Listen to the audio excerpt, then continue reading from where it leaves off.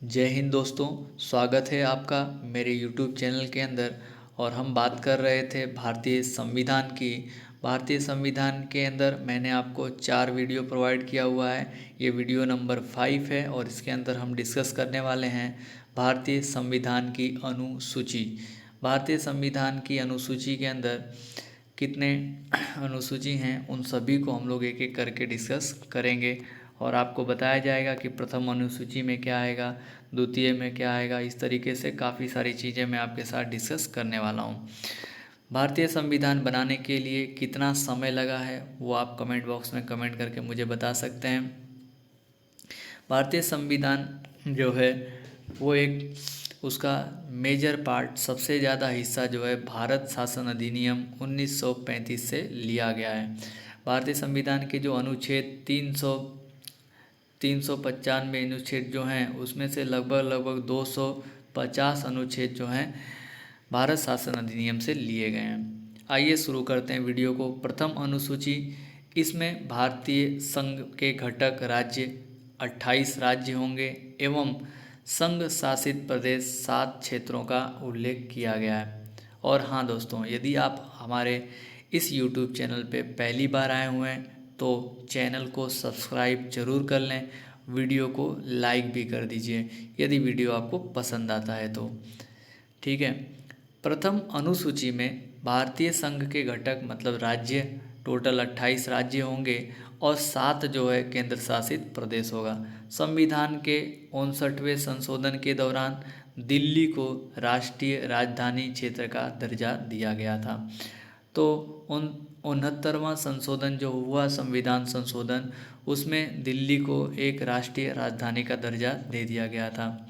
द्वितीय अनुसूची में इसमें भारतीय राज्य व्यवस्था के विभिन्न पदाधिकारियों, जितने भी विभिन्न जो उच्च दर्जे के पदाधिकारी हैं, जैसे कि राष्ट्रपति हुआ, राज्यपाल हुआ, लोकसभा के अध्यक्ष एवं उपाध्यक्ष, राज्यसभा के सभापति एवं उपसभापति, विधानसभा के अध्यक्ष एवं उपाध्यक्ष, विधान परिषद के सभापति एवं उपसभापति, उच्च न्यायालय के और उच्च न्यायालयों के न्यायाधीश, भारत के नियंत्रक, महालेखा परीक्षक, इन सभी के प्राप्त होने वाले वेतन, भत्ते एवं पेंशन आदि का उल्लेख किया गया है। तो राज्य व्यवस्था के जो विभिन्न पदाधिकारी हैं उनके वेतन, भत्ते और पेंशन का उल्लेख किया गया है द्वितीय अनुसूची के अंदर।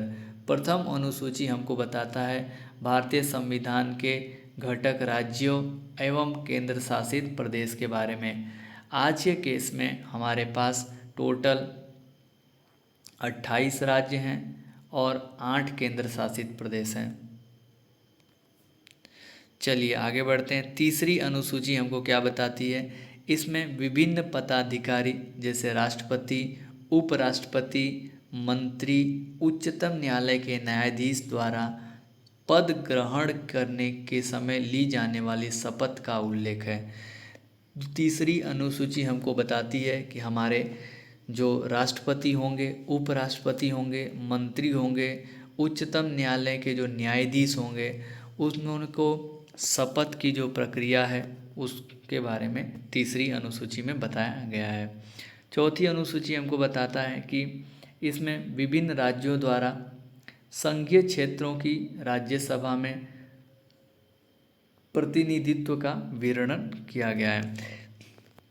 इसमें अलग अलग राज्यों में तथा संघीय क्षेत्रों की राज्यसभा के बारे में, मतलब किस राज्य में राज्यसभा से कितनी सीटें होंगी उनके बारे में बताया गया है चौथी अनुसूची में। पांचवी अनुसूची, इसमें विभिन्न अनुसूचित क्षेत्रों और अनुसूचित जनजाति के प्रशासन एवं नियंत्रण के बारे में बताया गया है। अनुसूचित क्षेत्र और अनुसूचित जनजाति के बारे में हमें पांचवी अनुसूची से पता चलता है।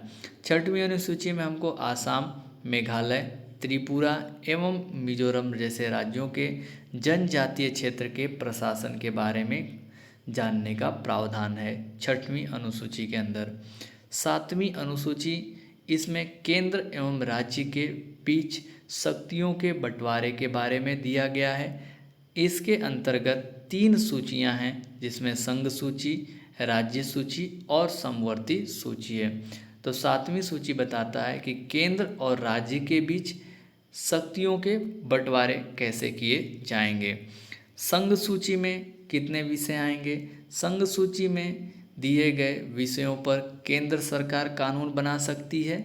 संविधान लागू होने के समय इसमें 97 विषय थे, वर्तमान में 98 विषय हैं।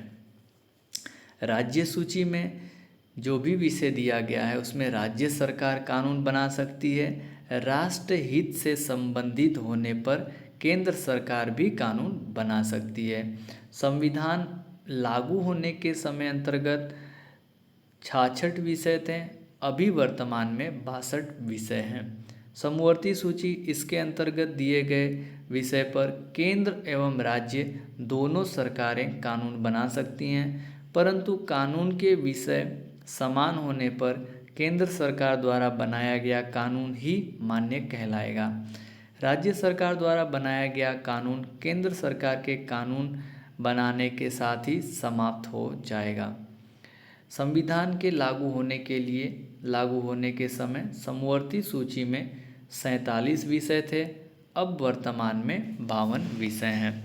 तो 7वीं अनुसूची में हमारे केंद्र और राज्य सरकार के बीच में शक्तियों के बंटवारे के बारे में बताया गया है। आइए आगे बढ़ते हैं। एक नोट करके यहाँ पे लिखा गया है कि समवर्ती सूची का प्रावधान जम्मू कश्मीर के संबंध में नहीं है, ऐसा बताया गया है। 8वीं अनुसूची क्या बताता है? इसमें भारत की 22 भाषाओं का उल्लेख किया गया है। मूल रूप से 8वीं अनुसूची में 14 भाषाएं थीं, लेकिन 1967 में सिंधी को जोड़ा गया। 1962 में कोंकणी, मणिपुरी तथा नेपाली को जोड़ा गया 8वीं अनुसूची में, और 2004 में मैथिली, संथाली, डोंगरी एवं बोडो को जोड़ा गया। इस तरीके से टोटल भाषाएं जो हैं 8वीं अनुसूची में 22 भाषाओं का उल्लेख किया गया है। 9वीं अनुसूची में संविधान में यह अनुसूची प्रथम संविधान संशोधन 1951 के द्वारा जोड़ी गई। 9वीं अनुसूची जो है ये संविधान संशोधन 1951 में जोड़ी गई है। इसके अंतर्गत राज्य द्वारा संपत्ति के अधिग्रहण की विधियों का उल्लेख किया गया है। इस अनुसूची में सम्मिलित विषयों को न्यायालय में चुनौती नहीं दी जा सकती है। मतलब जो संपत्ति का अधिकार था ना, उसको इसी में डाल दिया गया है 9वीं अनुसूची के अंदर। वर्तमान में इस अनुसूची में 284 अधिनियम हैं। तो 9वीं अनुसूची में संपत्ति के अधिकार को डाल दिया गया था।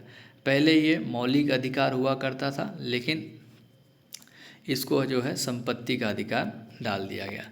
अब यह मान्यता थी कि संविधान में 9वीं अनुसूची में सम्मिलित कानूनों की न्यायिक समीक्षा नहीं की जा सकती है।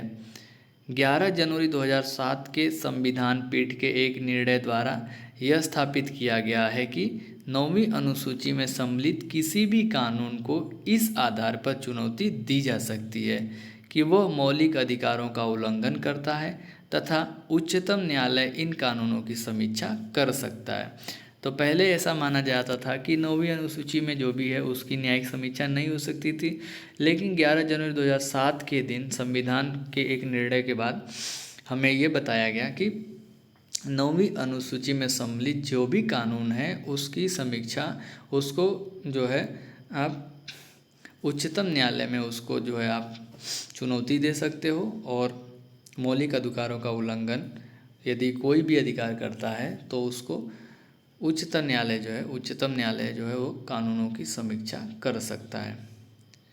10वीं अनुसूची जो है यह संविधान में 52वें संशोधन 1985 के द्वारा जोड़ी गई है। इसमें दल बदल की संबंधित प्रावधानों का उल्लेख है। दल बदल आप लोगों को पता होगा, जैसे कोई एक नेता एक पार्टी का है और वो पार्टी छोड़ के दूसरे पार्टी में, इलेक्शन तो इस पार्टी से जीतता है और दूसरे पार्टी में फिर जाके शामिल हो जाता है, तो इसको बोलते हैं दल बदल। तो इस 10वीं अनुसूची में दल बदल के प्रावधानों का उल्लेख है, जो 52वें संशोधन से किया गया है, 1985 में जोड़ा गया था। 11वीं अनुसूची है। यह अनुसूची संविधान में 73वें संवैधानिक संशोधन 1993 के द्वारा जोड़ी गई है। इसमें पंचायती राज संस्थाओं को कार्य करने के लिए 29 विषय प्रदान किए गए हैं। तो काफ़ी इम्पॉर्टेंट है 11वीं अनुसूची, जिसमें पंचायती राज के बारे में बताया गया। बार बार एग्जाम में पूछते हैं कि पंचायती राज जो है कौन से अनुसूची में आती है, तो 11वीं अनुसूची। 12वीं अनुसूची, यह अनुसूची संविधान के 74वें संवैधानिक संशोधन 1993 के द्वारा जोड़ी गई है। इसमें शहरी क्षेत्र की स्थानिक स्वशासन संस्थाओं को कार्य करने के 18 विषय प्रदान किए गए हैं। तो दोस्तों काफ़ी इम्पॉर्टेंट ये मुद्दा था, जो था हमारा भारतीय संविधान की अनुसूची। एक बार शॉर्ट में देख लेते हैं।